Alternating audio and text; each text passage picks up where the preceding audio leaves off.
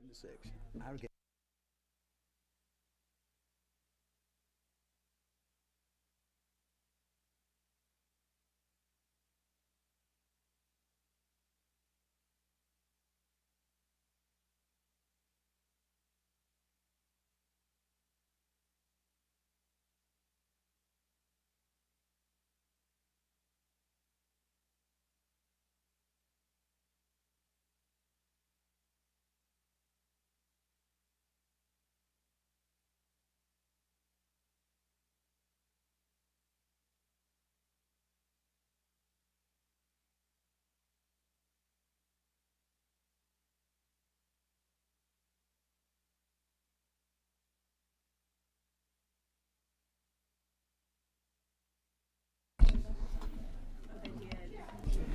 All right, would the meeting please come to order? Appreciate everybody being here this late hour. Want to try to move through this quickly. We have some great pieces of legislation that we need to pass today. So to start our meeting off, I'd like to ask Chairman Benton if he would please do our invocation. We can bow our heads, please. Gracious Heavenly Father, we thank you for another day. We thank you for all the many blessings that you bestowed upon us. We ask that you give us the wisdom to look at the things that will help the state of Georgia and help us to understand and do the right thing on all these measures. We ask these things in your Son, Jesus Christ's name. Amen. Amen. Thank you. All right, today, if you all of you check your agenda, we have on our agenda 5 pieces of legislation, and what I'm going to do, Senator, I promised you, because you said you had to get out. I promised you. Are you okay, Senator Fort? You're okay, I think, there. So we'll take you. So if you'll come forward. Is Senator Hill here? Hunter Hill here? Senator Hill, because his bill is in. Want to take those together. So I'll have Senator Tippins come forward. But first, I was hoping Wes would be here. This came out of Wes Subcommittee, and he's not here, but we'll talk about it. But what we have here, because he has the substitute, but we have we're going to be taking Senate Bill 3 and Senate Bill 139 basically together, because we're going to do a substitute combined. So if you look in your folders, you'll see a 3, you'll see a 139, and then Sheena, I think the substitute is not in here, right? Pardon?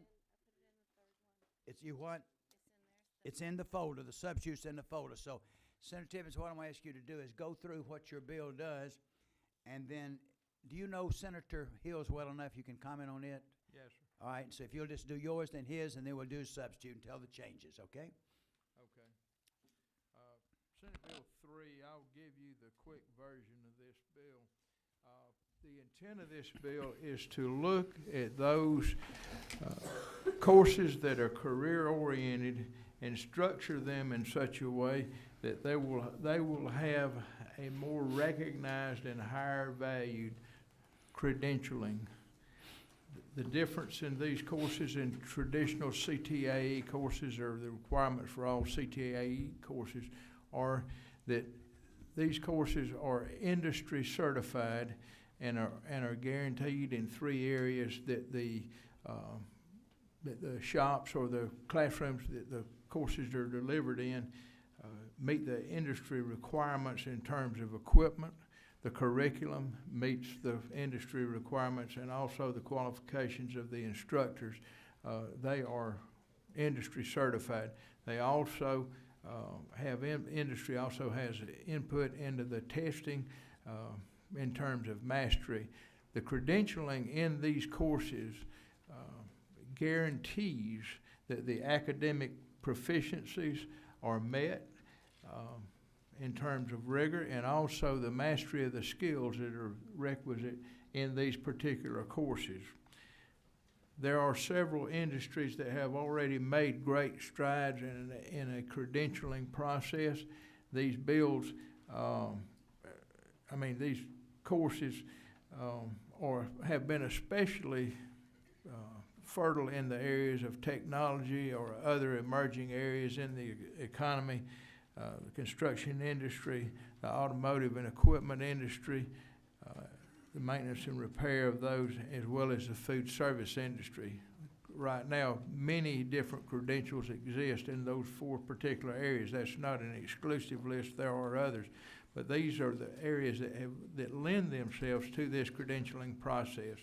This will be done in concert between the DOE and Technical College in terms of the delivery methodology on this. But the net result of this is when students complete these courses that are tantamount, I guess, to an AP course in these areas, they can go into a business with a recognized credential that certifies that they have mastered both the academic side and the skills side. The bill also sets up a grant fund for capital renovations for those buildings that have to be modified in the course of the adoption of these courses. That is pretty much the crux of the bill.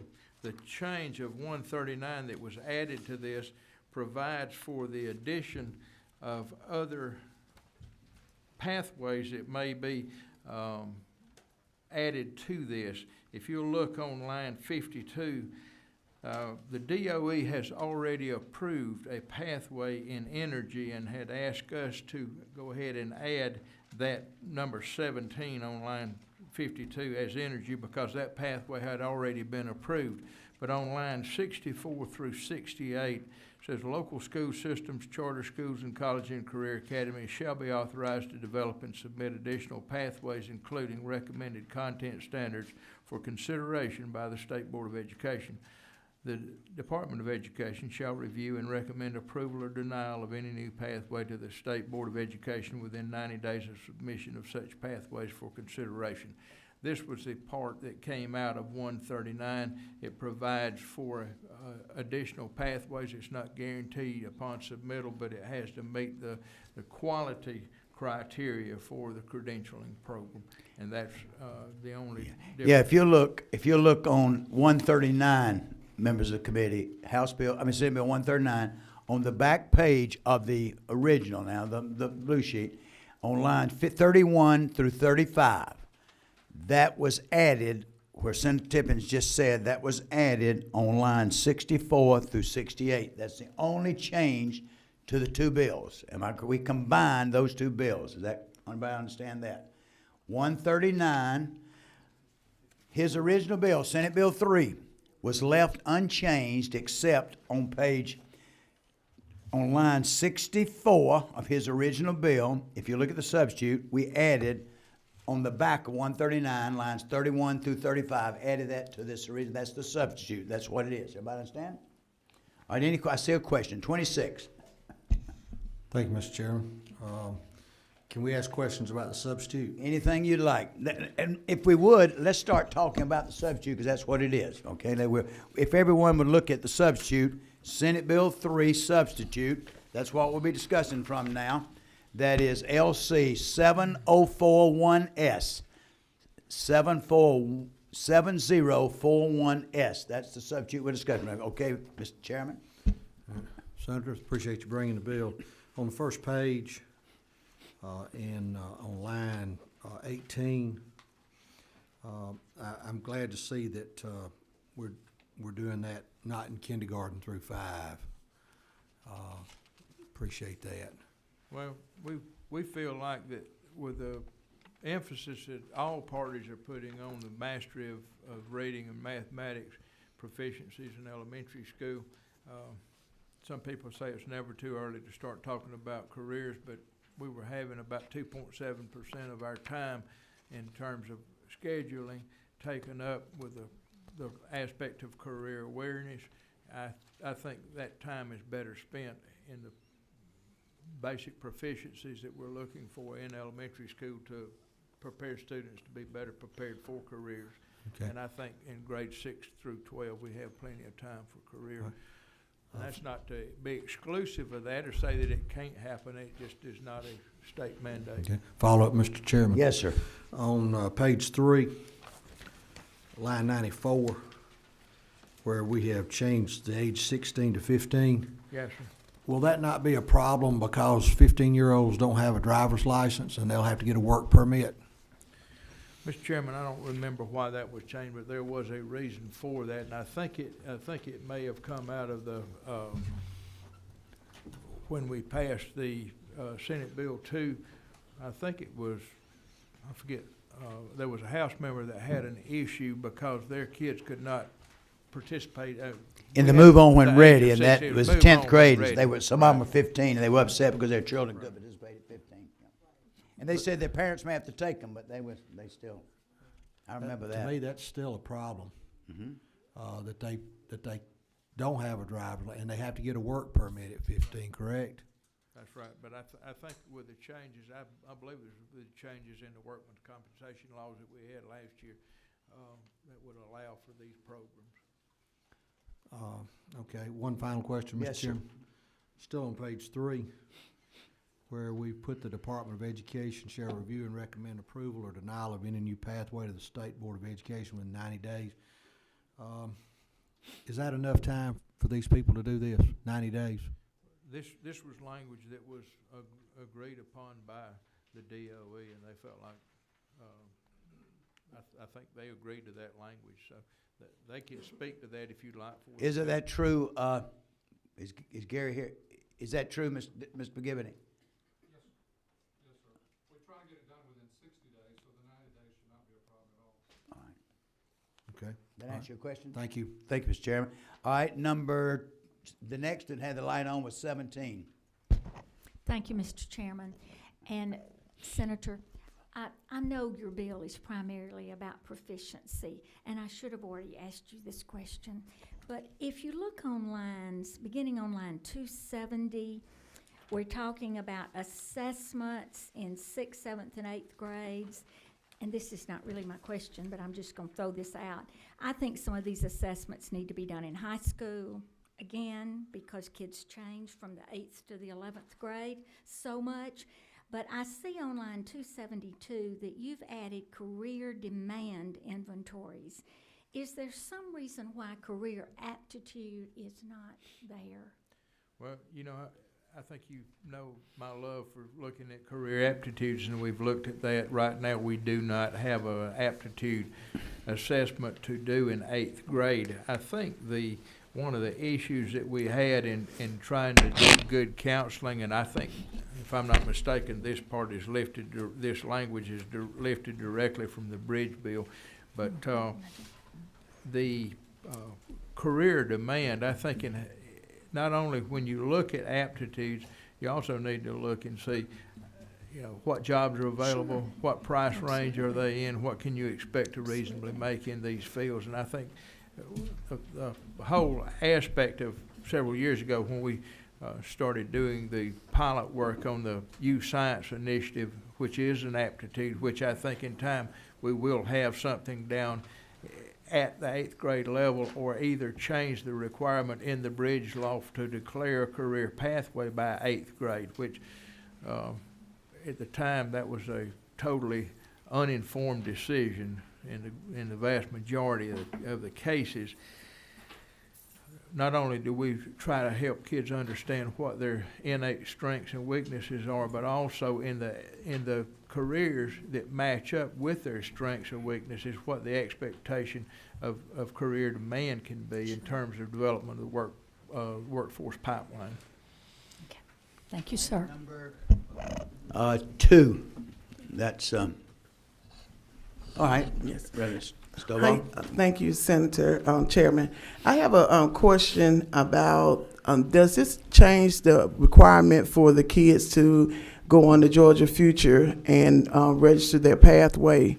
That's one of the requirements by 8th grade. I don't think it changes the Okay. requirement, but I think this adds to the employability of the kids that pursue these credential pathways. One more question, Mr. Chairman. All right. Now we're talking about with the career pathways, and I know that we merged in SB 139 into it, and I know the question I do have is that with this Department of Education, I know they've been working on workforce development website for the employers and anyone to be able to go on and see what career pathways would be located at whatever particular school that's in their district. And I just want to know, was that added into the bill any kind of way, with any thought, or did you know anything about that pilot program that they've kind of rolled out now with the State Department of Education? You talking about the Youth Science Initiative? It's not the youth science. They actually, with the longitudinal data system, kind of including that, I was on a task force where we met, and one of the big issues with the businesses was knowing where in their particular area the students, what career pathways the students were actually taking in the class in different schools. And so now you can actually go online, and if you want to see where, say in Cobb County, what schools actually had some of these pathways, you're able to go on to that site and see which schools actually have the pathways. Yes, ma'am. I think there's an attempt to make the communication back and forth between business and the students, and also through and with K-12 and TCSG more seamless. And I think that's an information issue, and businesses knowing who are being trained in what areas, and to the extent to which they're being trained, which is one of the benefits, I think, to the Youth Science Initiative that we're looking at, when you is maybe having the ability to help direct kids to particular business areas or industry fields that have needs, where you can make the recruitment process much more targeted, and I think it'd be a lot more efficient. Okay. We have, all right, in this order now, I have 20, 5, and 25. So 20? Thank you, Mr. Chairman. Senator, I just have some technical questions that I would have asked in the subcommittee, and we were just dealing with both bills. But from what I understand in Section 3 on page 2, we're giving the Department of Education very broad abilities to create these courses with consultation with these other entities. My question is, if we're not limited to this list, why provide the list and now add energy to it? Apparently, under Section 3, the department can create these pathways with anything they want if they're working with these two entities. If I'm not mistaken, I think these pathways originally were in sync with the governor's high demand career initiative in those areas that had great demand in the state. And I think that's why these pathways were identified initially. And so they're just identifying them for those purposes? I beg your pardon? And they're just identifying them for those purposes? Yes. Okay. Right, but You have another my question? understanding, I don't know that all 17 were, but I think there were like 12 or 13 that dovetail with the high demand career initiative, if I'm not mistaken. And so we don't anticipate that if local or charter school systems use the new paragraph we just added, that they would be delimited because they're not falling within this list. In other words, will the department, if a local system or a charter school is seeking a pathway that is not on this list, Right. will the department still consider the request? I think that's what the bill says, and I mean, I have all expectation that it will. I mean, the language that came under the mechanism of the review process came out of DOE. I think in looking at that, I think you would have to look at the demand that's in the job market. When they look at that, I don't think they'd be declaring a pathway where there's no appreciable demand in the state for that pathway. I may be wrong, but I think one thing we need to do is match our programs with the realities of the market. Okay. Very good. Just one additional question, Mr. Chairman. Okay, yes. In Section 8, again, another technical question on page 8.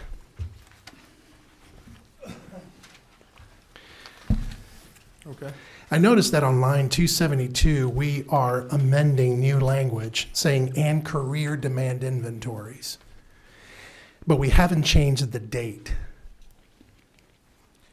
I think that references back the date when this bill was established. And I think this is lifted directly from the bridge bill that was passed, I think, in '09, if I'm not mistaken. And so I guess a question, and it could be directed to legislative council, because there is so mandated language in this section, there's a lot of shalls.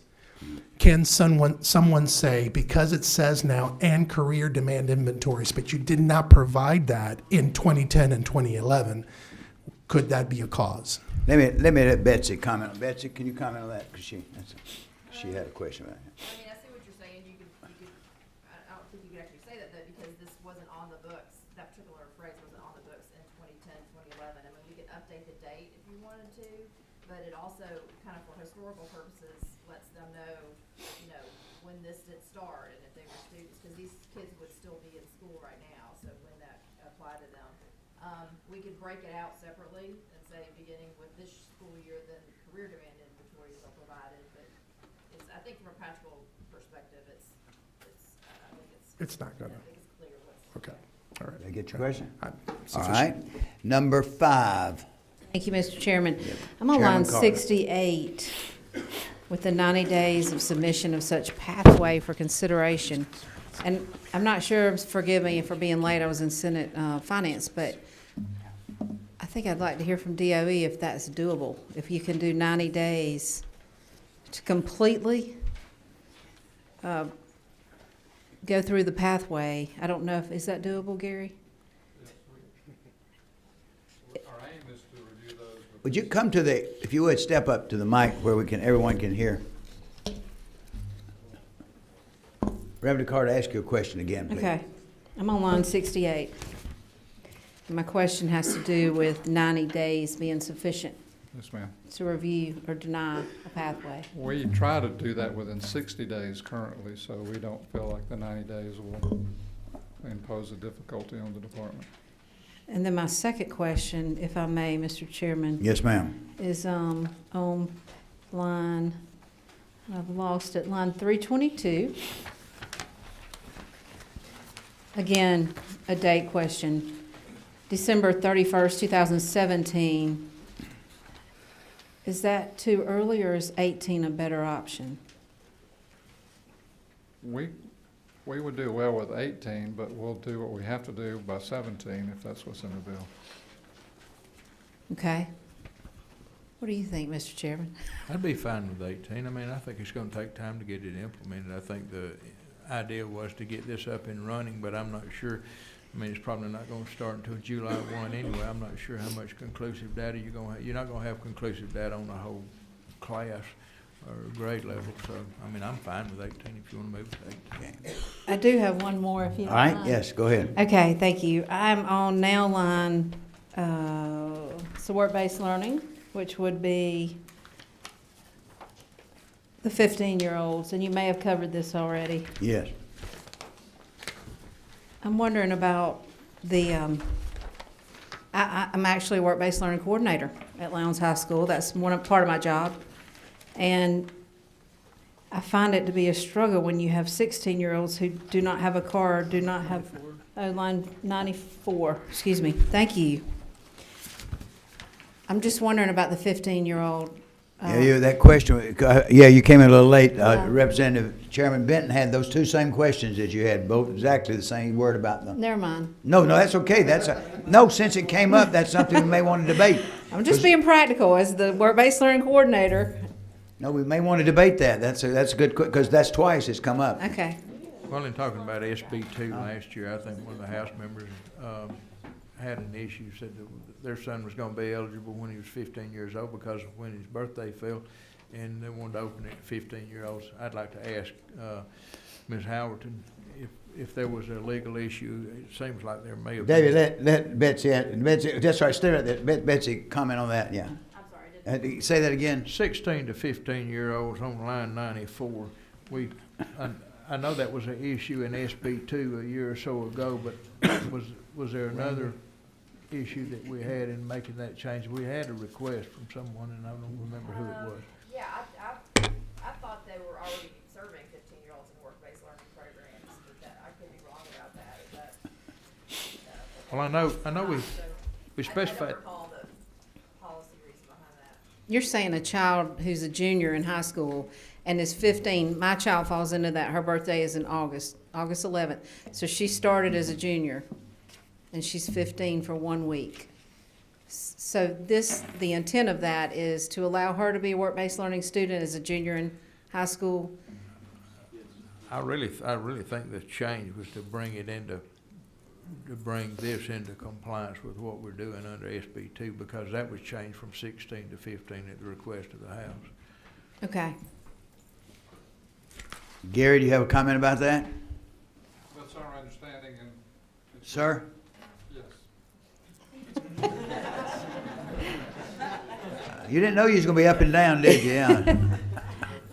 What Chairman Tippin said is our understanding and recollection of Senate Bill 2, that the House requested that the age be lowered to 15 to capture a number of the students that you're talking about, Chairman Carter. Okay. Because we had quite a few comments from parents as well as educators about those students who kind of caught in between. Okay. Thank you. Everybody fine with that? Okay. All right, now we have number 25, then 13. 25? Yes, sir. Senator Tippins, I appreciate the bill. I like what you're doing. One quick question. We talk about annual competitive grants for the program. One of the comments that's always been made about industry credentialing is the fact that so many of our schools have such outdated equipment. Right. Do we have an idea of the cost on this and how soon we would be able to get the funds to get those updated? There's not a specified amount of money on it, but it is a different pot of money, which this would not deplete from the other capital equipment funds that we have, and it would be set up as a separate one, because the law that we have now, I think it says that you can only access capital equipment funds for new construction or major renovation, when in fact you may only be remodeling one shop building or whatever, and some of this may not meet the requirements of new construction or a major renovation. And we realize to be able to bring it up to speed to meet the requirements of the industry, you'd have to have equipment grants for that. Okay, so we would feel that this would be adequate for the number of schools that may need this? Well, it'll be subject to appropriation, but I think as we see what the demand is, that's probably going to drive what the equipment cost will be. I will say this: the industry participation in these areas that already have a credentialing program, the interest is extremely high, and it's clearly because of the supply and demand. We have industries in the state today that I know firsthand from the construction industry, we're just dying to get people to come to work that are qualified. They're putting a lot of money in this also, yeah. And right, and there's a lot of private funds that'll come up, and so when you make the determination how much grant funding you're gonna have to have, I know some of our college and career academies have had certain aspects of the college and career academy outfitted by industry because they're interested in building the capacity in the worker pipeline. Okay, thank you. Yeah. All right, number 13, I think that's Chairman Setzler, is that correct? Did I get it right? Yes, Mr. Chairman, thank you. I'd like to thank my senator, the sponsor of this bill here, Senator. As I see this, and I just wanted to thank you. In essence, the grant program that Chairman Nix was talking about really, I mean, the power of it is it creates a priority for programs that are relevant to local industry needs and that are tied to the state's verified, the state sets its industry needs, and then those that also have local industry support get priority treatment. So those that are, for example, a construction program that's focused on direct industry need and techniques that are used in industry get priority over building birdhouses or more basic carpentry skills that we've historically seen. Is that not true? That's correct, and again, this is not so much a set of standards that are derived from DOE. This is input from industry themselves into what they need for credentialing to be recognized in their particular fields.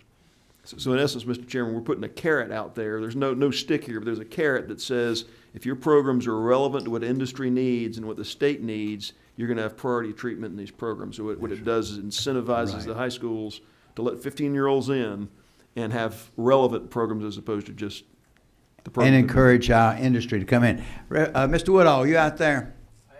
Would you amen that? Amen. Come up to the mic and say, yeah, because y'all are willing to pump in some money. You're speaking for industry. Absolutely, Mr. Chairman. Mark Woodall on behalf of Associated General Contractors. You've driven through Atlanta, there are more tower cranes in this city and this state than we've ever had. Unfortunately, which is a great thing, we don't have the skilled labor to actually build the projects. We believe what this bill does, it gets industry into the classroom, making sure the training that they're receiving, whether it's construction or culinary or automotive or any of these programs, is relevant to that industry that they're ultimately going to serve. It provides the student with that credential that's recognizable in Atlanta, Savannah, or Phoenix, Arizona. So we love the bill. It gets industry in the classroom. That does two things. It's a pipeline for talent coming to us, and it gives a pipeline to the student to get the job. So we applaud Senator Tippins for bringing it, and we very much And you see favor. industry pumping in a lot of money too, which I see like in the Quick Start programs, a lot of these programs they've done in the past, yeah. It's in their best interest to do so. Thank you. Thank you. Number 12, let's see, that's, That's over here. okay, yes, okay. Good afternoon. Thank you, Senator.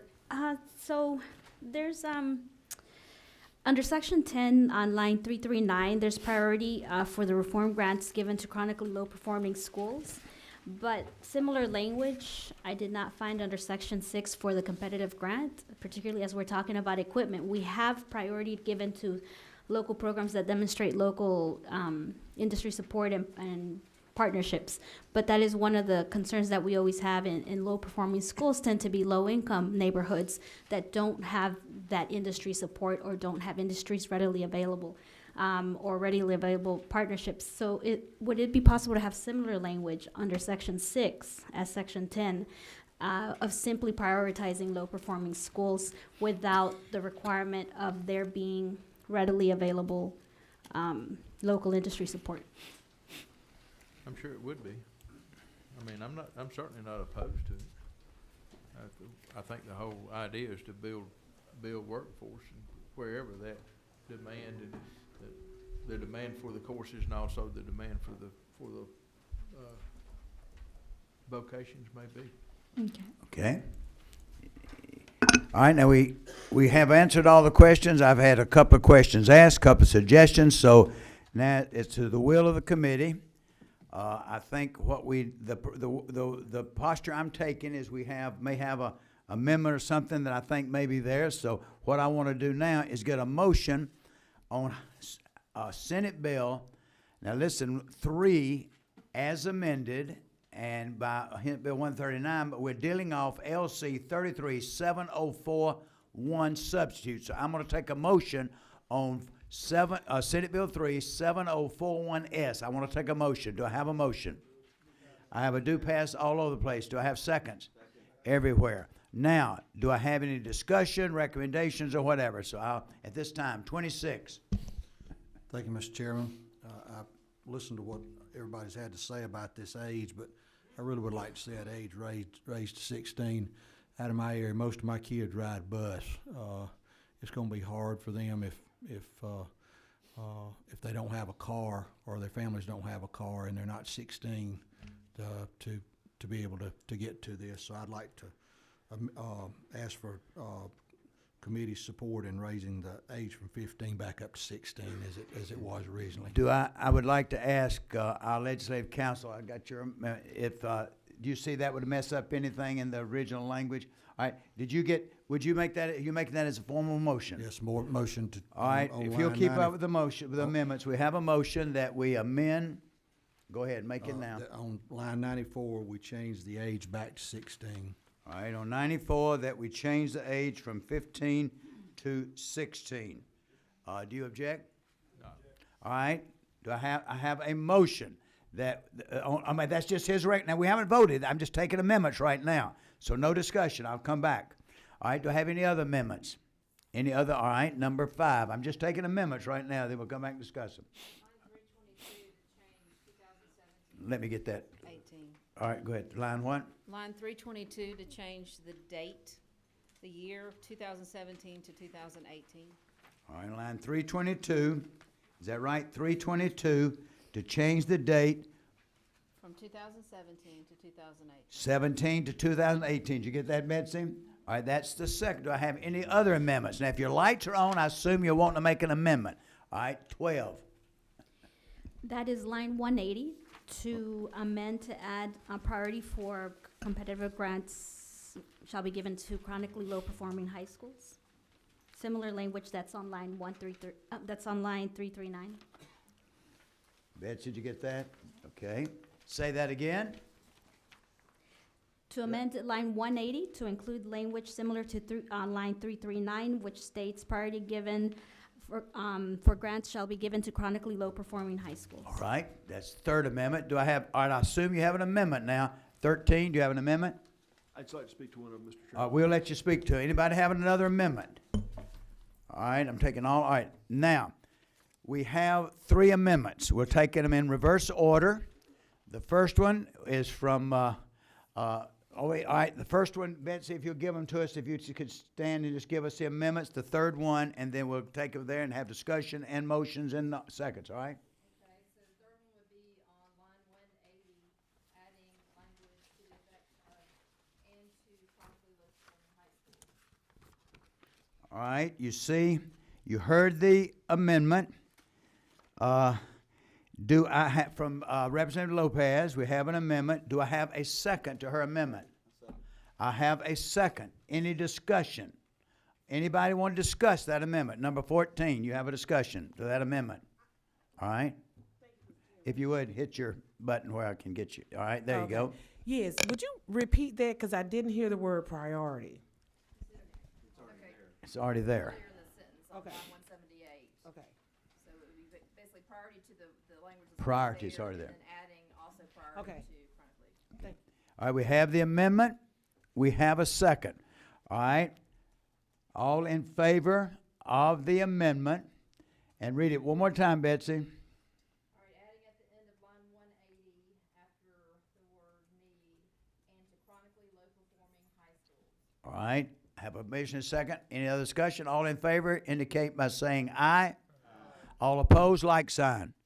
Okay, where's my no? All right, I have one, let it be recorded, 2 noes. 2 noes, everybody else was yes. And, do you object? No, sir. All right, what's the second amendment, Betsy? Line 322, changing 2017 to 2018. All right, we have changing 2017 to 2018. That's amendment offered by Chairman Carter. Do I have a second? I have a second. Any discussion? All right, number 14, discussion. Okay, so I'm looking at this and I understand, well, first, thank you. I understand, Chairman Carter wanting to change December 31st, 2018.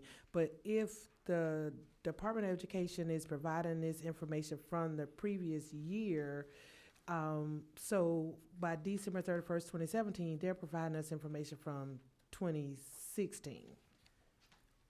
And I guess I would like to have them to immediately start working on that. Mr. McGibney, where are you? If you could comment on that one, come on back. You may just want us to come back up to the podium. And did you hear her question? Yes. All right. I understand your point, but if there's a lot to do in relation to this bill on top of what we're already doing at the department with the current staff and the same staff that we have, so preferably the 18 would be more ideal than the 17. Okay. Thank you. We have the motion now and a second. Any other discussion? All right, take a vote. All in favor indicate by saying aye. Aye. All opposed, like sign. It's unanimous. Okay, third amendment. Line 94, so we strike underscore 15 and unstrike 16, so it basically go back to the title language we now, correct statute on line 94. I'm sorry, we had Chairman Sessa, did you have a comment on that one, or Yes, that sir. amendment? Yeah, it All right, is. now what you're doing, you're changing that to 16, is that correct? All right, Go ahead. Mr. Chairman, I appreciate the gentleman's concern. I would just urge members to leave it at 15. I mean, if you think about what's happening here, if there's a student that turns 15 in the middle of the year, leaving it at 16 would prohibit them from taking a course for an entire year. It's not like they get to start in October. If that school year, they go from 15 to 16, that entire year they're prohibited from participating in one of these programs. And I think that, you know, and there may be a circumstance where a kid chooses not to participate if there's some access issue. But if we leave it at 16, we will by law prohibit 15-year-olds from participating. Okay. And we'd be closing the door on a number of kids that could participate. I think that would be a mistake. All right, number 2. That's, all right, Reverend Stovall, your comments. Okay. Yes, I'm in opposition to the amendment. Similar to Chairman Setzler, I think that it says may, so it's still an option there. And I think if you raise it up to 16, then that does cut those students off that are capable at 15. And I remember even when we talked about Move On When Ready on last year, and this age issue came up again. I think that should be still at discretion of a parent, understanding what the maturity of a student is, and that we have to take in consideration the entire state. And there are areas in our state that we have transportation, that the students are able to get on transportation, especially in the metro area, to be able to get back and forth to the work-based learning. Okay. And this all taking the order, you put your lights on. 5. Thank you. Mr. Chairman, may I ask Matthew Gamble out in the audience what this situation is? Because If you'd ask who now? Matthew? Matthew All right, Mr. Gamble, if you'd come. I don't see what Chairman Setzler said in the language. Out of respect, Matthew Gamble, Georgia Association for Career and Technical Education. I think we're getting a little confused on this 15-year-old thing, and if I could, I'd just like to provide a little background. What we're trying to do is to incentivize the German apprenticeship program that you probably heard about that's going on down in Noonan, and they're looking at expanding that into some other systems.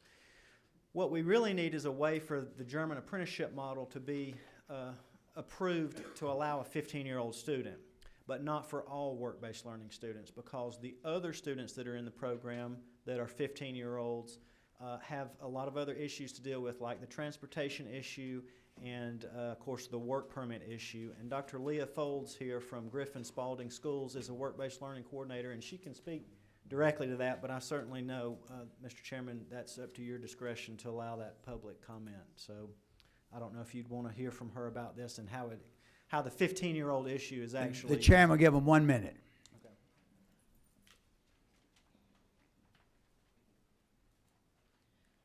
Good afternoon. Thank you for allowing me.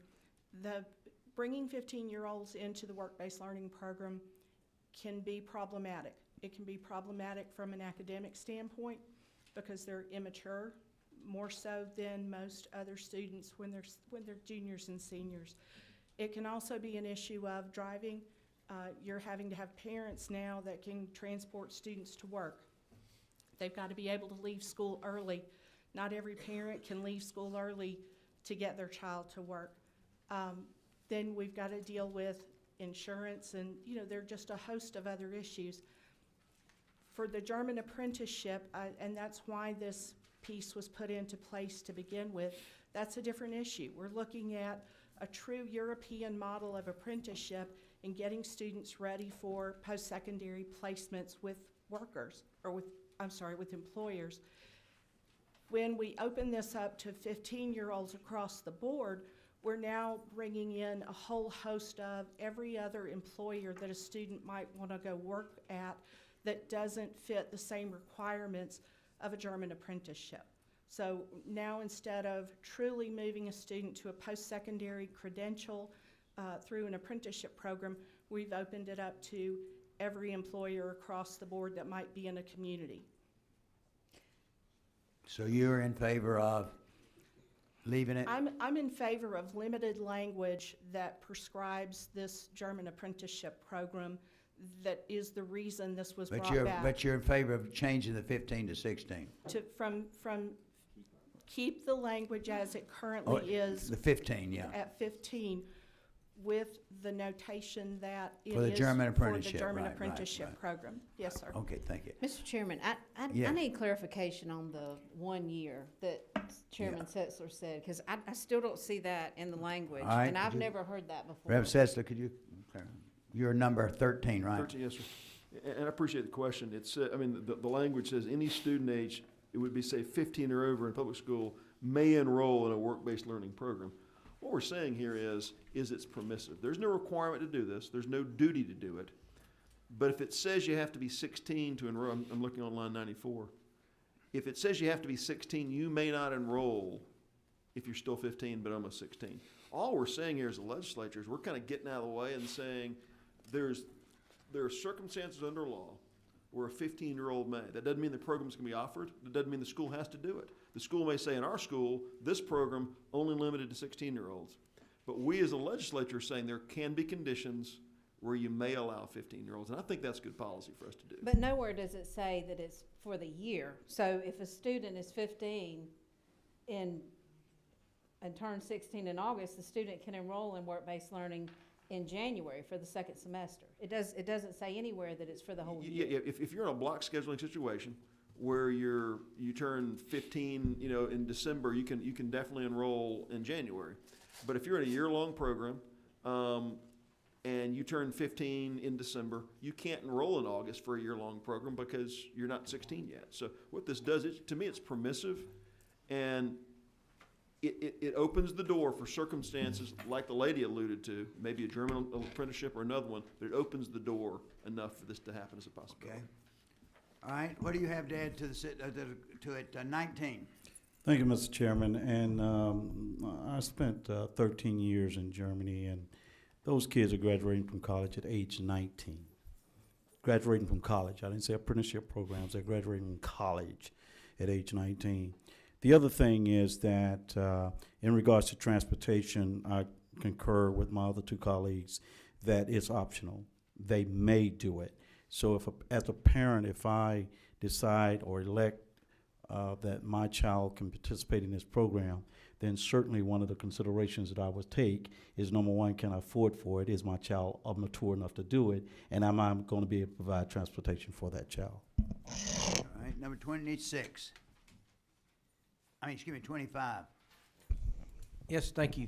I was going to kind of ask that question. When we discussed this before, when we put the age 15 in there, the point was made that we're not guaranteeing transportation for this.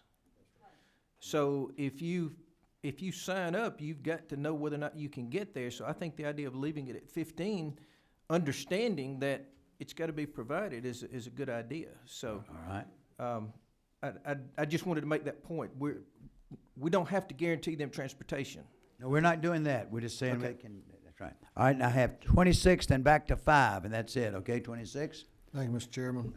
I'm still concerned with work permits that go along with this.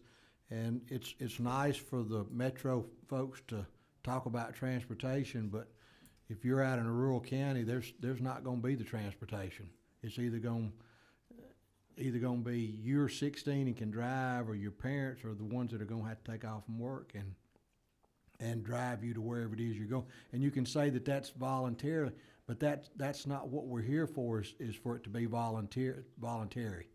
It is for us to provide these programs for people that and if everybody understands that they can get into the program at 16, instead of making an exception for a few at 15 and then the rest of them at 16, then I think we're barking up the wrong tree there.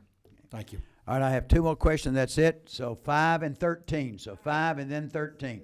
One more final comment, and let me say this as a teacher, and if you will, those of you who are not in education, try to visualize this. 28 kids in your classroom, and because I do coordinate this program at my school, whenever you have a child who does not have a ride to work, then the child will stay at that school. Let's say that a student gets out of school at 12:30, and the student's staying until 3 o'clock because there's no ride to pick that child up. When you're a teacher and you have 28 kids in your classroom and you have even a handful of kids who don't have a ride and they don't have anywhere to go and they're roaming the halls, and they are disrupting other students who are sitting there, it is a problem. So that is my major concern, is a 15-year-old not being able to leave every single day and roaming the halls and disrupting the other classes. The end. You have a comment. Now, Setta Watton, another person came out. I'm going to take one more, and that's it. Then we're going to take a vote. 13 and then 16, and that's it. All right? Mr. Chairman, I would remind our committee members, most 16-year-olds don't have cars. You're supposed to be 17 to get a driver's license. If you take a driver's ed class, you can drive at 16. We have to all assume 16-year-olds aren't driving either. No, some will. But we can't assume that 16-year-olds can drive themselves to these programs. We can't assume 17-year-olds can. The issue is this simply opens the door for 15-year-olds by law to possibly be able to do this. 16-year-olds aren't driving to this program. We can't assume that they will. So I think it's I think we're kind of missing the point. The point is, we as a legislature are opening the door for the possibility of this, Mr. Chairman. That's all 15 does. All right, 16, that's it. All right? 16? He said it, Mr. Chairman. Okay. Just because you're 16 don't mean you have a car and able to get around. So that, and I hear everybody's concern, but he's right. A lot of 16-year-olds don't have a car now. All right. All right, we have an amendment, motion for an amendment on the floor. And Betsy, one last time, this amendment says. We better hear it. On line 94, we go back to age 16, take out 15. All right, on line 94, we're taking out 15, going back to 16. I have a motion and a second. Mr. Chairman, Oh, I have a motion. Do I have a second? I have a motion to change that to 15. Do I have a motion? Do I have a second? Second. All right. Now I have a motion and a second. All in favor of changing it from 15 to 16, raise your right hand. Remember, you must vote. All right. All opposed, raise your right hand.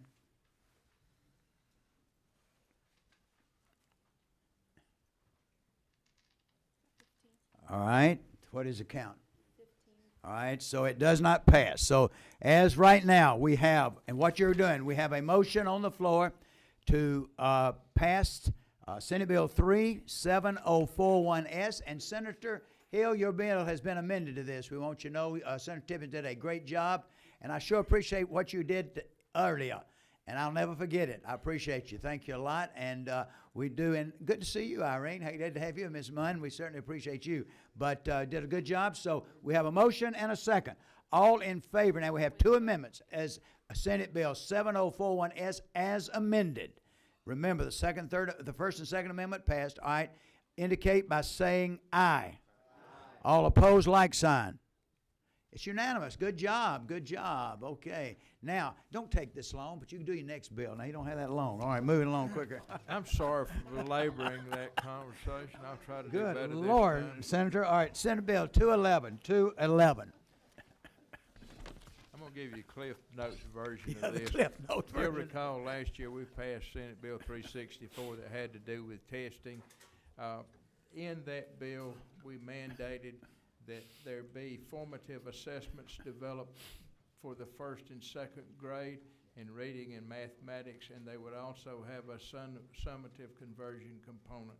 So it would be tantamount to having a milestones assessment or the end of the year assessment. And we've had many districts already that have done pioneer work in this summer, even going all the way from K through 9, and having formative assessments with summative tied back to them.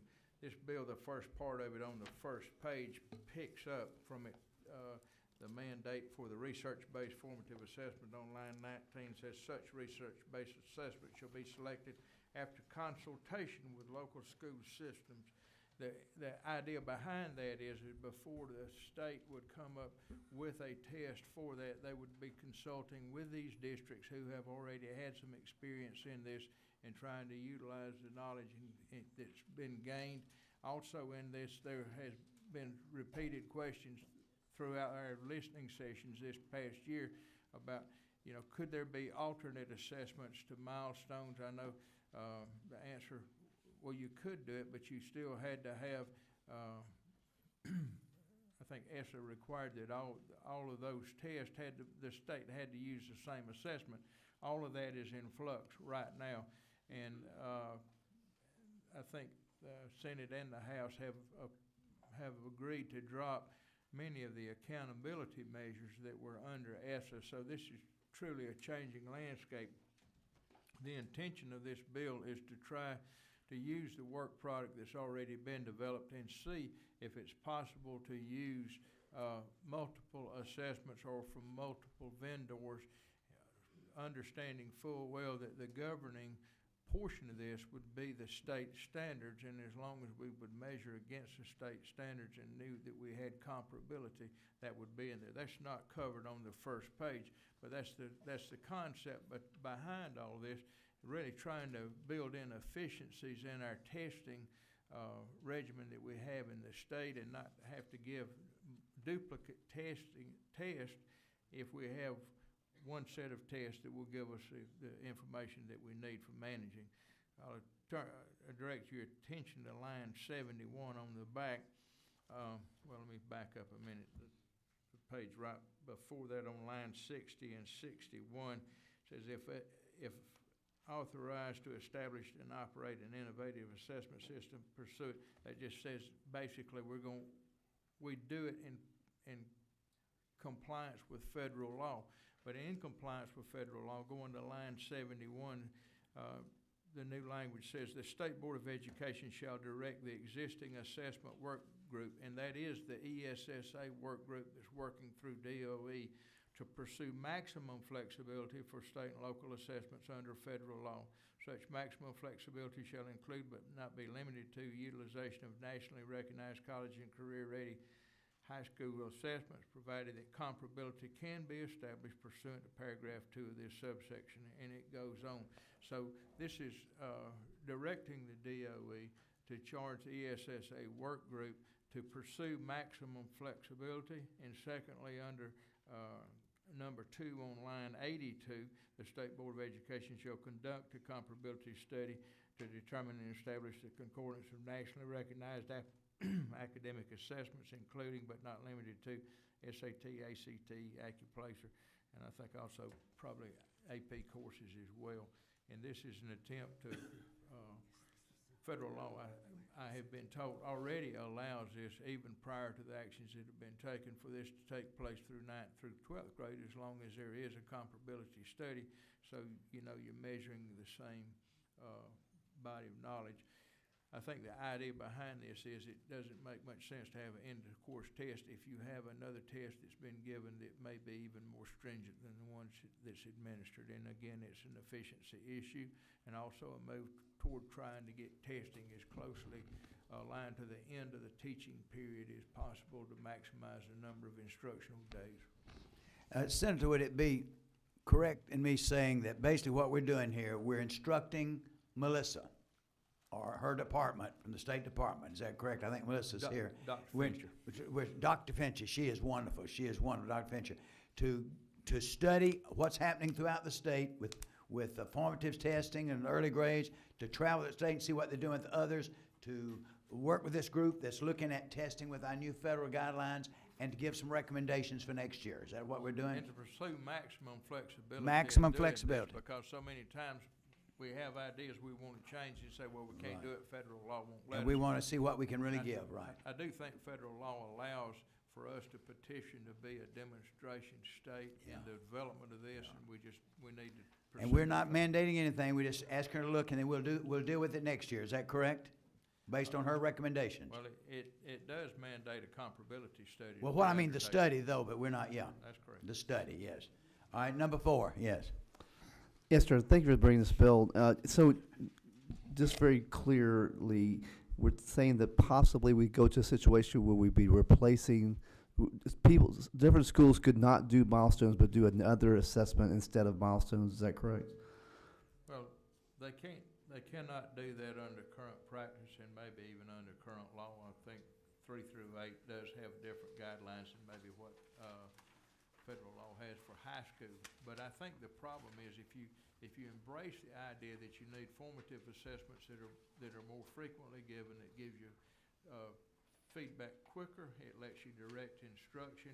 As you determine the deficiencies of the child, you can direct instruction to those deficiencies, and you also, it helps you in moving the class to know where your class is. But the key to that is attempting to get a series of formative assessments that are tied to a summative component that, if it is comparable, may take or fulfill the mission of the milestones, as long as you're testing against the same standard, or to the same standard. Thank you. All right, I see no other questions, so you've heard. Any other questions? If not, do I have a motion? I have a motion to pass. Do I have a second? All in favor, please indicate by saying aye. All opposed, like sign. Unanimous. All right, you go to rules now, and it's right on, ready to go. Thank you, Mr. Thank Chairman you and so much. committee. You've I done a good appreciate it. job. You handled this group well, Senator. Well, I'm sorry I took so long in describing it. Hey, you did well. All these questions you handled well. All right, let's go now. I'd like to ask Senator Ford, if he'd please come forward. Is Representative Cantrell here? I am here. All right, this is one you heard in your committee. Is that correct? Senate Bill 30. All right. What's your number? 15, 19? 19. What was your recommendation? We moved do pass. All right, we to full moved to do committee, pass. But we do have a substitute. We have a committee substitute, all right? Where is that substitute? It's been handed out now, is that correct? We have the original bill in our folder, and it's being handed out, the substitute, okay? Senator, you've had a chance to look at the substitute, I think, and what, sir. if you don't mind, to help you out, because I don't want to put you under any undue stress, because we had Betsy do this without your knowledge of all your total input, so I'd like to ask Betsy if she would to just come to a microphone somewhere where she could sit and be heard. If she could come right in here somewhere, or, and she'll help walk you through it, Senator. I'll let you tell us your idea first, and then let Betsy walk through it, help you walk it through. Would that be acceptable? Yes, sir. Is that okay with you, Representative Cantrell? Yes, sir. You and Betsy can do that, all right? So, Senator? Yes, I have looked at the substitute, and if you'd like me, I could, all of the changes are acceptable to me. Good, it's okay. So you Mr. just walk Chair. through it then, and we can help you if you need help. Yeah, there's only one, just one minor item that I'd like to discuss. And you can point that out to us when you get there, okay? Okay, all right. So we're working from LC 337054S, correct? Is Yes, that sir. correct? Yes, sir. All right. Okay, this is, Senate Bill 30 calls for a pilot program for the community schools model, a pilot program which would be funded as appropriation is made, contingent upon an appropriation.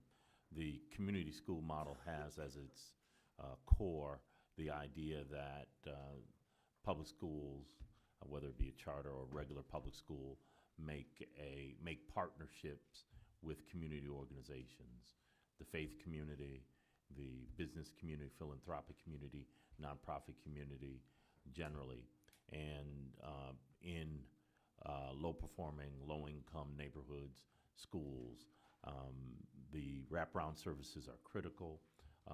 The other concept that I would want you to the wraparound services are critical. Community partnerships, wraparound services to meet children's needs, whether they be nutrition, healthcare, etc. One of the critical elements of this within a community school is the resource coordinator, and that's an issue I'd like to talk about. The resource coordinator is the person who is in the school that goes out into the community to create partnerships, to provide resources, and it's a critical element of this. And I know in the substitute on, I believe, page 7, I believe on page 7,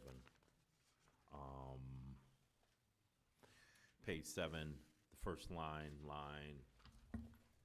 200, there is the shell has been changed to a may. Upon award of a grant, a grantee may hire a resource coordinator to coordinate services at each covered school site. as I said, Mr. Chair, that is the only change that I would want the committee to consider reinstating to its original language. Shall hire. The resource coordinator is critical to the success of this. They're the person out there creating the partnerships, negotiating the partnerships in the community. So that's kind of central to this idea of doing community schools, Mr. Chair. That's as much as I want to say. I did give the Cliff Notes version. If there are any questions, I'd be glad to ask them, but I'd like to. Well, I'd like to point out this is a pilot. Will be implemented if funds are appropriated. And Senator, we asked about cost. You said you're trying to get the funds. Is that correct? Yes, sir. We do not have, if funds are not available, it will not happen. But he is looking for the funds to be appropriated. It is community services, going out, in the community, and, getting people to help, whatever. We've talked about wraparound services in, the Opportunity School District and like Whiteford had in Atlanta, so that's what he's talking about. So any questions now? Have number 2. Thank you, Senator, for bringing this bill. I do have a couple of questions. Yes, ma'am. I would start with, I was looking on the old one. Mm-hmm. The old one would be line 70, and I guess the new one would be, it's the line that says number 2, it says applicants that have demonstrated readiness. 65. Okay, it'd be 65 on the substitute. Okay. So the question is, comment might be that I'd like to see is, it should be some kind of requirement to report on what they are actually doing with the grants and being able to list who the team members and the departments that are using the grants, since they can be able to use the grant immediately. And also what type of qualitative data to document and support the use of the authorized grants, and being able to send that update to the DOE. And the reason I brought that up, because there's a possibility of a principal being able to use the grant for his or her own purpose and not inform the district that had happened, and then say if it's another entity within that school that applies for it, then that might be considered as a redundancy of grant, saying that you had already applied for it. And so that was one of the questions is being able to require some kind of reporting that's being done with those grants, and listen who the team members are. And that's it. And I kind of rolled into, I guess, from 70 all the way down to the old one, 70 down to 79. And in the substitute, you're talking about 65. Okay. Let me stay with the substitute, because a lot of that's eliminated out of the original. Stay with the substitute, yeah. That's what we're dealing with, substitute. Because probably 60% of it's out of the substitute. Okay. The original bill's out, yeah. Okay, so yes, line 65. Well, I think some of the information that you would be interested in is in the, but you're talking about the results, right? Right, uh-huh. Okay, and I think, and you can tell me on page 139, in the substitute, baseline analysis of community assets and a strategic plan for utilizing and aligning identified assets that, the assets that are being discussed there are the community partnerships that are being created or through between the resource coordinator of the school and the community. Okay, but I guess the question was, when you talk about with the baseline, and I see that, but I guess the question was dealing with some kind of reporting, being able, and I guess it wouldn't have been such an issue if it not been that they were able to immediately use the grant the first year. Mm-hmm. And so trying to kind of stay within line is making sure that they're actually using the grant for what the purpose was, and that there's no chance of, like I said, you have an administrator or someone that's kind of taking the lead on being able to kind of use it another way than what it should be. So that's why I was saying, and then finding out who are those team members that are actually working on that grant. On page 8 in line 251,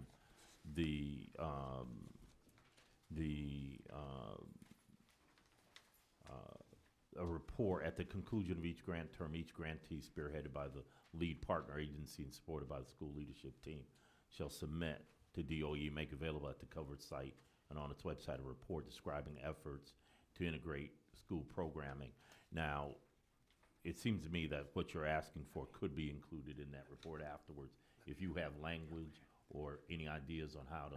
Let David, let David make a comment on that. Because we're getting down into the roads, and we let David comment on that, because I know you work with us on.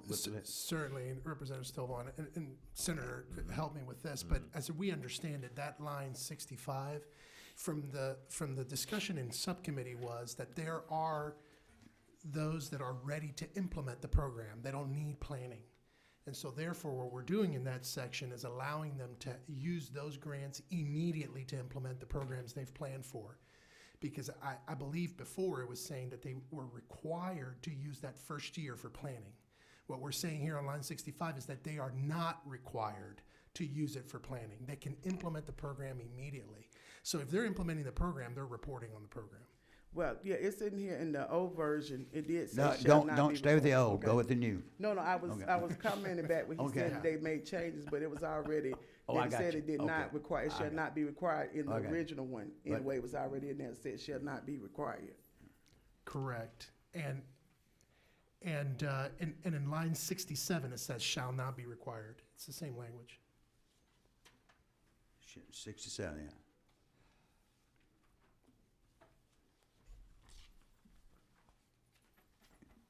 That answer your question, Representative? No, I'll think of some language to add because it still All right. kind of didn't get to I it. will look at it. All right. I'm going to take in the order. 25, you were next.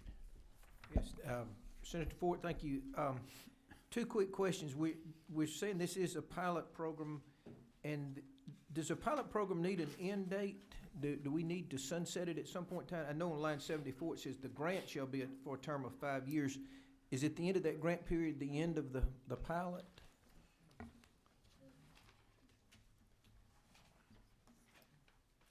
And that's just, that may be best directed to Betsy. Do we need an end date for a pilot program? We do. What's your number, Betsy? 18, all right. A lot of pilot programs do have end dates. They don't have to have end dates. The way this is set up, it would be, indefinite in that sense. Although if it wasn't working, of course, the General Assembly could, repeal Just it, not just like fund- they would, kind of the opposite of extending an automatic repeal date. So it's not required, but it is fairly common to do that. I'm just wondering if we need to have at least a sunset date where we would relook at it and see if we want to continue on. And, Well, and with a 5-year term on 74, would we want to sunset it in 5 years and look at it again? And I'm just asking the question, I don't know. I'm entirely comfortable with a 5-year end date if the committee so. What do sees fit. Does that make sense to people that we would have a time there? Okay. Thank you. That was just a comment, and if everybody feels comfortable with that, I'd be willing to add that if we need to. All right, think of these things now, all right? 24, you're next. Thank you, Mr. Chairman. Senator Fort, on pages 2 and 3, towards the bottom lines 53 and following, it talks about the requirements for the schools that would be eligible for this type of community schools. I know you represent Atlanta. In fact, I've heard you might be running for mayor of Atlanta, so. There's been rumor. Do you have an idea of how many schools in APS would be qualified for consideration under these 3 criteria? To answer your question, no, I don't, but there would be many who would be eligible in many in my district. But the exact number of schools, no, I don't, ma'am. But there would be several that would be eligible, many that would be eligible. Get your question? Yes, thank you. All right, number 13. Thank you, Mr. Chairman. To the senator over here, Senator Fort. One thing I've enjoyed working with you over the years is you're very plain spoken. Now, if you could, I just want to ask you. I mean, it sounds like you're trying to bring create a local governing board? I mean, it's sort of a turbocharged PTA community involvement thing here that's got resources to make things happen. Is that what you're trying to do? Absolutely. And this isn't a trick question. I just want to understand the scope here. If you've got 1,000, say a large urban elementary school with say 1,000 kids, local funding, I mean, total funding, local, state together might be $8 to $10 million. What do you think the funding is to make one of these organizations really work and hum? What kind of money are we talking about here? For that school? Yeah, or a school that well, size. it depends on how comprehensive you want to be. You know, not in a fantasy world, but in a kind of a best practices for what you envision this grant looking like. What size grant are you thinking about? To implement it, and I'm not trying to obfuscate. Sure. There would be a determination by that team at that school to determine what was necessary. For example, you know, there are a lot of children, as you know, who do not receive a meal after that free breakfast, free lunch. They don't get another meal until that next morning. Weekends, vacation is a whole nother thing. Sure. So the core part of that community school's mission might be after-school program, third meal, and a food pantry. And that might be the critical part of it with other wraparound services. So the determination as to what those services are going to be, whether it be a third meal or after-school program, that determination is going to be made in that strategic plan, and thus what it would cost would be subject to that strategic plan. I mean, and Mr. Chairman, I asked a question. I mean, I love the localness of this. I love the fact you don't have some school board that oversees 100,000 kids that's making all the decisions. I guess in doing this, who controls the money? Is this the principal? Is it the local board? It would be that local school with and any money, as you know, that the local school handles is overseen by the central office. But those resources would be, and how they would be used would be determined by that local team, parents, community partners, and the principal. So is the local money that does what we understand the classical or the traditional classroom things that the four corners of our school program do, that the traditional money continues to flow to that? Yes. This is a separate pot of money which is much more flexible, I guess. Yes. And that's controlled not by the school board directly, but by the local governing council, I guess is what you'd call Yes. them. Or? That's correct. Is it? And that's the structure you're creating here. Yes, sir. Thank you. All right. That's it. Now we have three more. All right, number 17, 11, and 5. 17, I waive, mine's been asked. you waive. All right, number 11. Thank you, Mr. Chairman and Senator. Aren't there many of these community schools around the country that are working very successfully? Yes, there's, Kentucky is the closest in the south, but Cincinnati, Austin, Texas, and several urban school systems, including Baltimore, have some level of community schools, but Kentucky probably is the model that is closest to what we're talking about here in this bill. Okay, they get it. All right, number 5. DOE, always. DOE, Dr. Gibney. Is something already in place regarding this? Are there dollars already for these kinds of schools?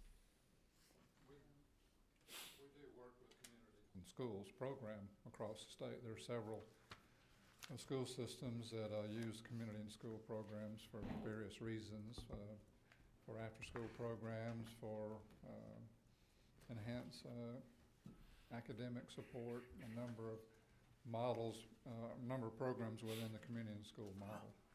And that's in the budget of communities and schools? Yes. The line item, okay. Just curious, thanks. That get your question? I All did. right, number 2. Excuse me, 12 and then 2. 12. Representative Lopez.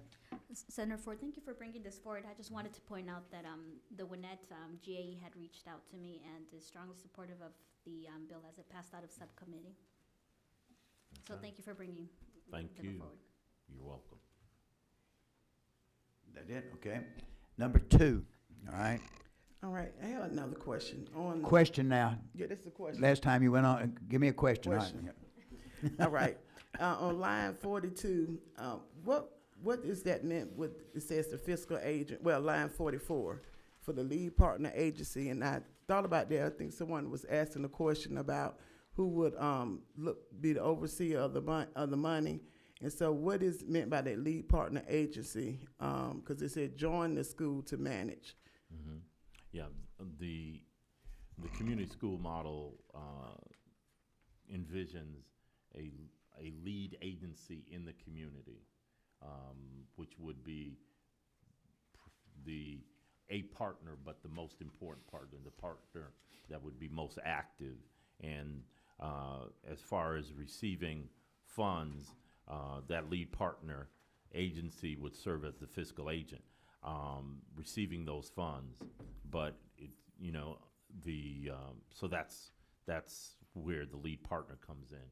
They're the nonprofit or faith community organization or other that is the most active and kind of the foundational partner. All right, that get your question?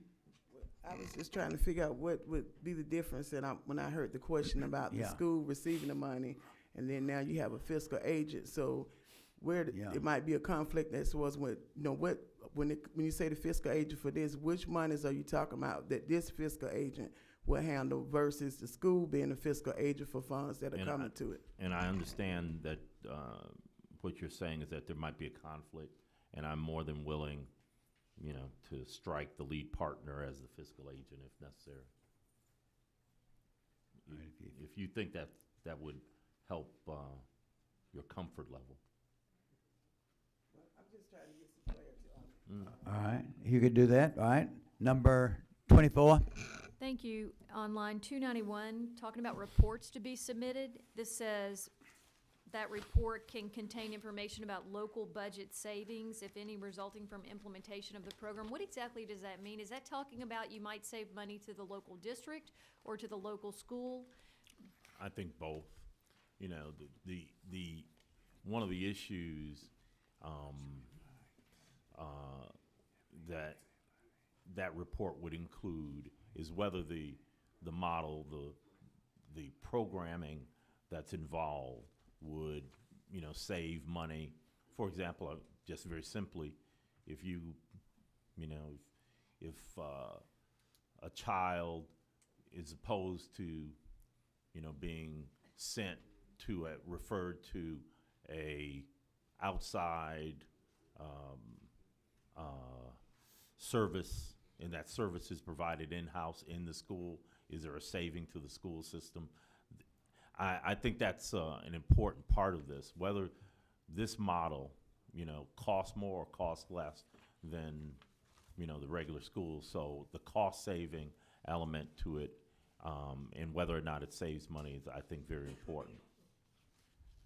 I heard one comment the other day when somebody was talking that the children, they didn't miss, they were doing well in reading, didn't have to have any extra reading programs. They saved some money by not having to have some extra programs. They talked about that. All right, anyone else? I see no other questions. Now, what we're going to do, we have no other questions. I'll take a motion on the bill, and then if there are any amendments, I'll take those after that. But first, I have to get a motion. Now, we're dealing with House Bill 30, LC 337054S. Do I have a motion? I have a motion to do pass. Do I have a second? I have several seconds. All right, now, are there any amendments? If there are, let me see your machine, your lights light up, and then you, Betsy, you ready? Let's take there's about, God, going 12 or 15 amendments. All right, number 2, what's your amendment? Mr. Chairman, you want me to do one at a time? How many do you have? I'll give you 2, all right? All right, on line, on page 3, line, guess maybe in 67. Hold on, I had it here. Maybe on line 66. Maybe adding in, making available the list of team members and departments that. Where would that go? On line 66 after what? Is that what you're saying on line 66? Yeah, I'm trying to find it exactly. Betsy can possibly help us out.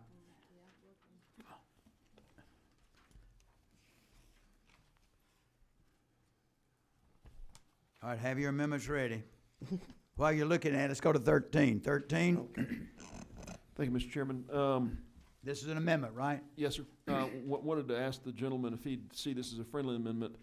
The lead partner agency, I love the independence of it. My question is, are we a little loose in this? Do we need to make it a 501c3 organization that's constituted to manage this job? I have no issue them being the lead partner. I guess the question is, do we want to draw the bullseye tighter?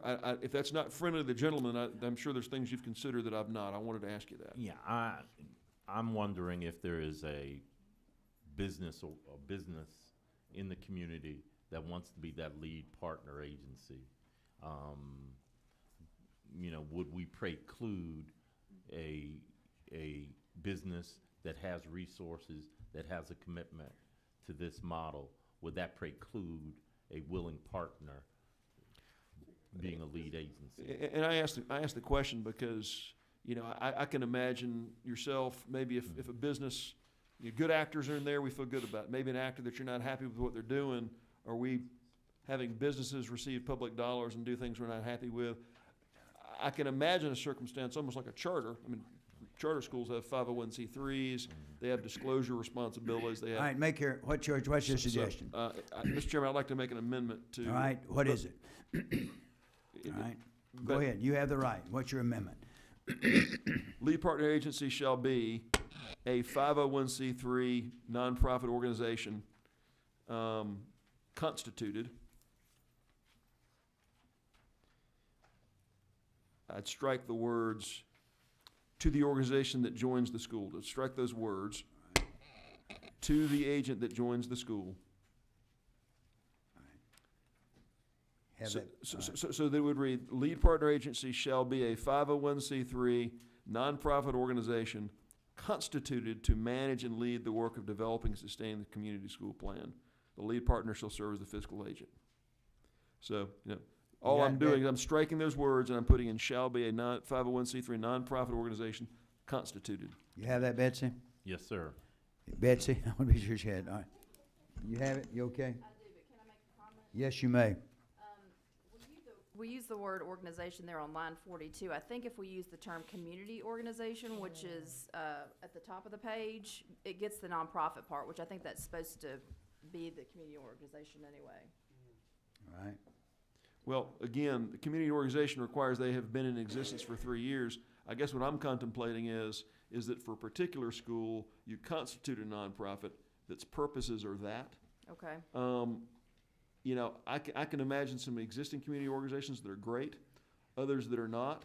But I think if you've got this group of partners that come together for a nonprofit, each organization could maybe put a member on their board. It's constituted for a purpose, and it could operate almost like a charter. But that way, they're a sole purpose organization. You could shut it down if it went terribly, terribly wrong. They couldn't be serving two purposes. They couldn't be serving a separate purpose and then have money flowing back and forth. The money would flow in for the purpose of the. All right, I've got about 12 more lights coming on, so let's go ahead and make our motion. We could debate this all day. You got several things, so give me your recommendation. So, Mr. Chairman, again, I'll restate it. And Betsy, if it's not right, you take it. We're not going to do it if it's not right, okay? It's fine. If there's anything in there that doesn't need to be in there, take it out. So after the word agency, I would strike is the organization that joins the school, strike that, and insert shall be a 501c3 nonprofit organization constituted. And if you need to put organization back in there, Betsy, do it. That's fine. You find there, okay? All right, number 11. Thank you, Mr. Chairman. Line 200, I would like to see the word shall be put back in there. Upon award of a grant, a grantee shall hire. All right, you're saying on line 200, upon award of a grant, a guarantee shall. Yes. All right.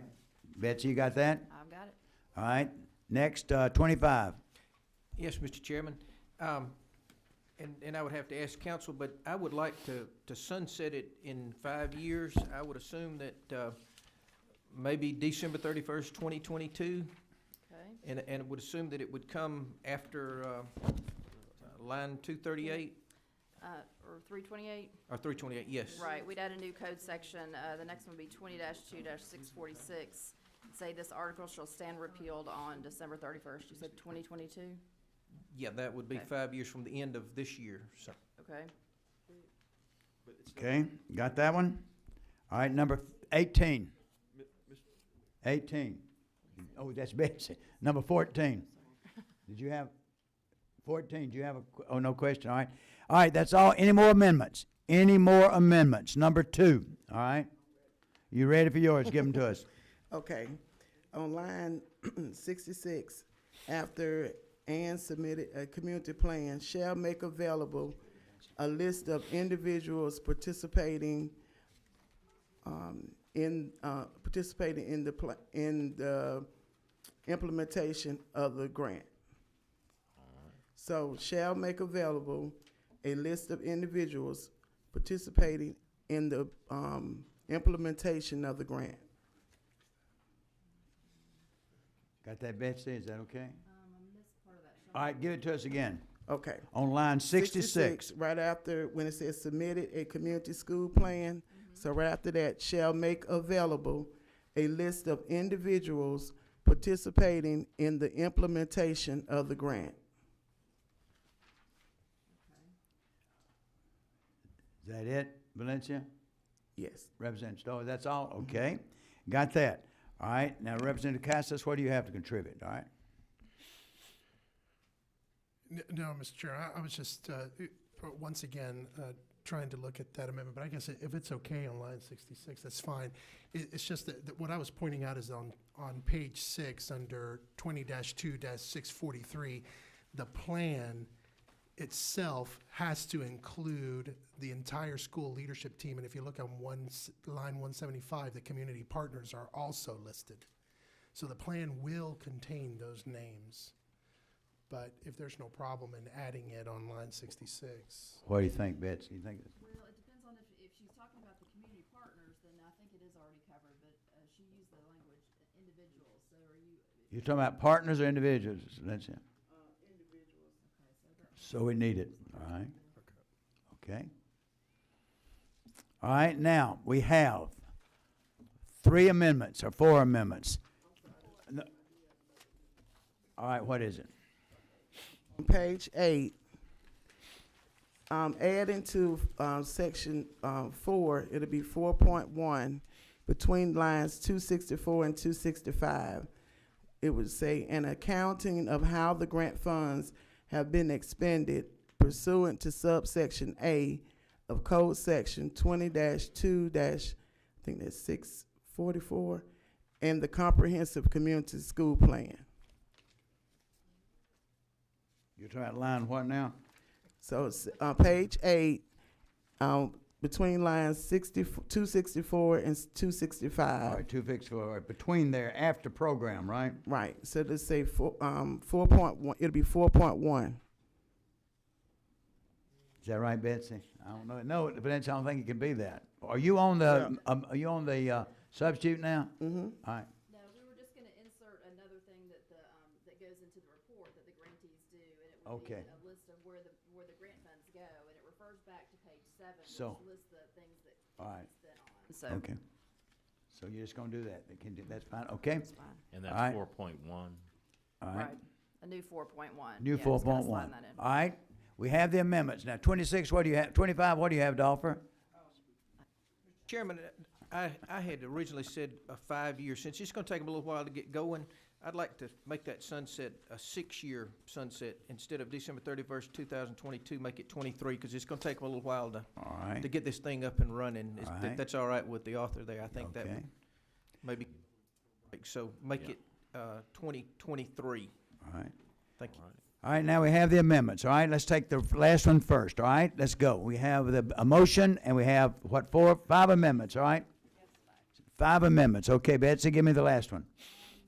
The last one was on page 8. What's your number again, 18? Page Page 8, adding a new 4.1 in between lines 264 and 265, to say, an accounting of how the grant funds have been expended pursuant to subsection A of Code Section 20-2-644 in the Comprehensive Community School Plan.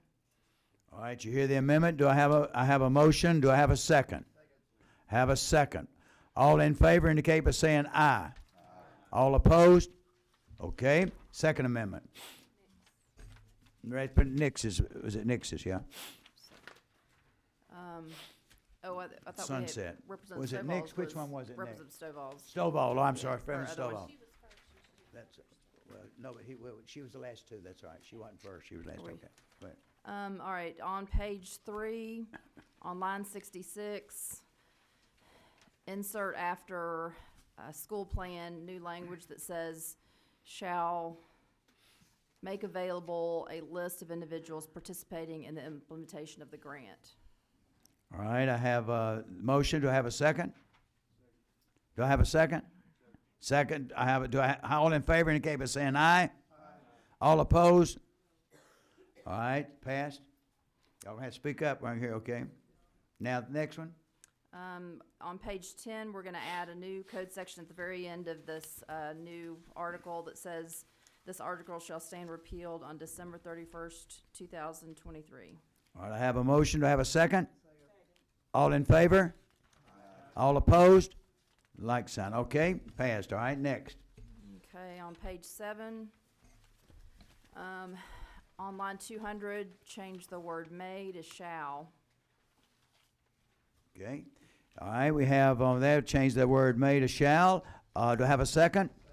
Have a second. All in favor indicate by saying aye. All opposed? If all in favor, raise your right hand. One, all in favor of it, raise your right hand. Count. We're going to change it from may to shall. All right, all in favor, raise your hand. All right, all opposed? It passes, okay? All right. Next, Betsy. Last one's on page 2, on line 42. Gonna strike the words, is the organization that joins the school, and replace them so it'll read, lead partner agency shall be a 501c3 nonprofit organization constituted, and then picks up the rest of the language to manage. Okay, have his motion. A second? I have a second. All in favor say aye. All opposed? All right, it passed. Is that it? Mm-hmm. Good job, Betsy. I'm going to give you a raise. I tell you, you're a wonder. I'm going to move you in the committee. All right, we now have before us Senate Bill 30-7704S as amended. All in favor, you have a motion and a second. All in favor indicate by raising your right hand. Raise your hand.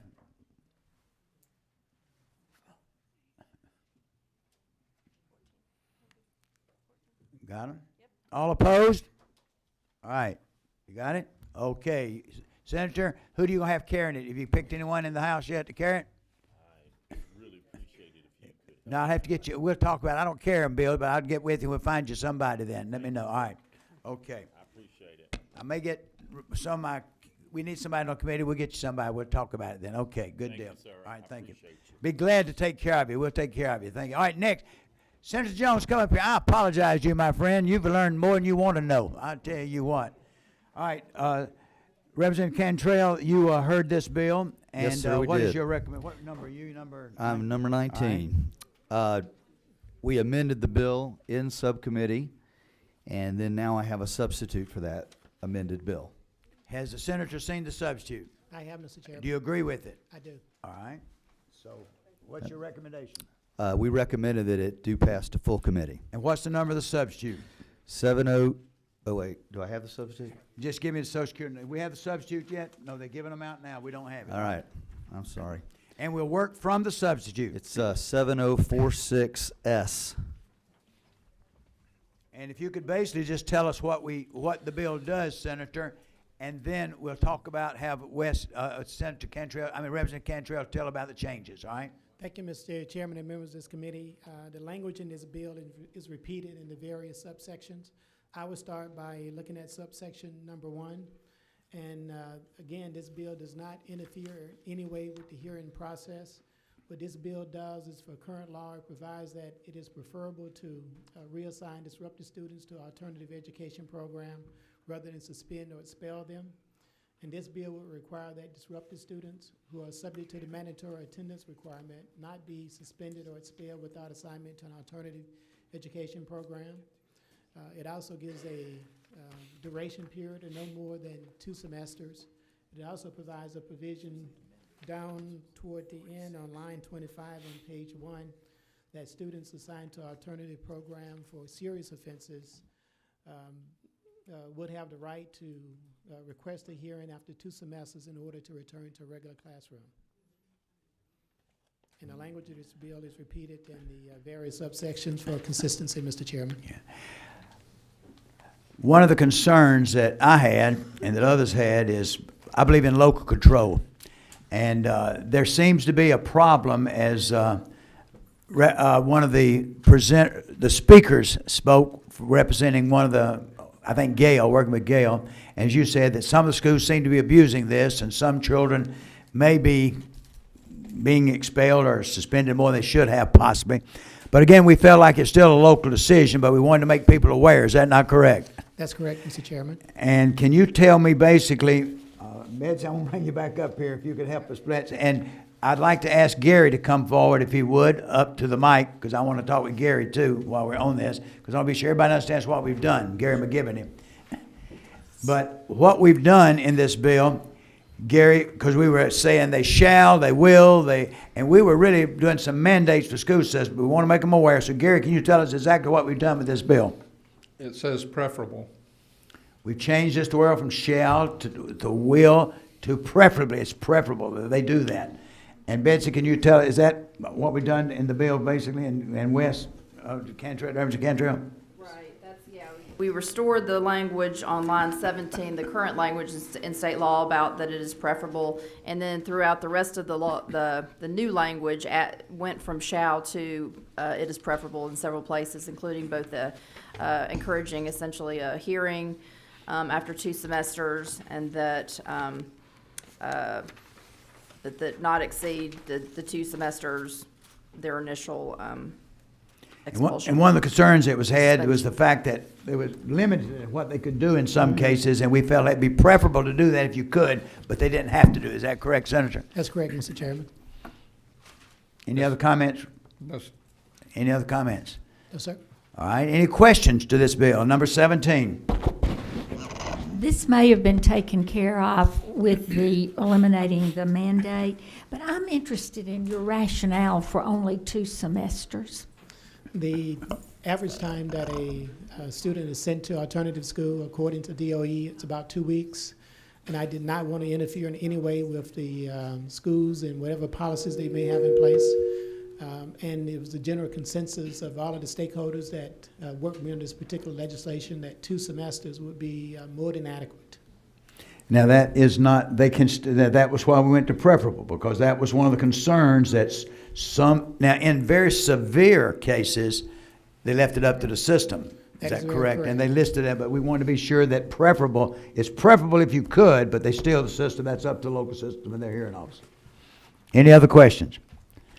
All right, do I have a motion? I have a do pass motion. Do I have a second? Second. I have a second.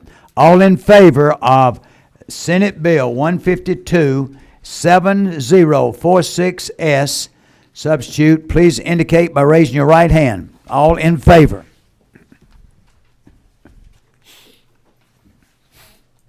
You got it? All opposed?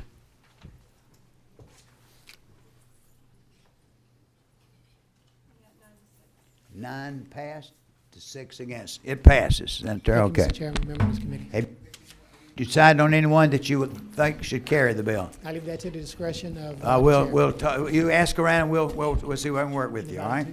Thank the members of the committee. Let me tell you, thank you for coming. There's still, I won't mention, there's still 7 of you that owe you dues. Please see Sheena. Remember, we charged dues one time. And so please pay your dues to Sheena, and we have a great day, and we'll see y'all tomorrow, Wednesday. Thank you for coming. Appreciate you.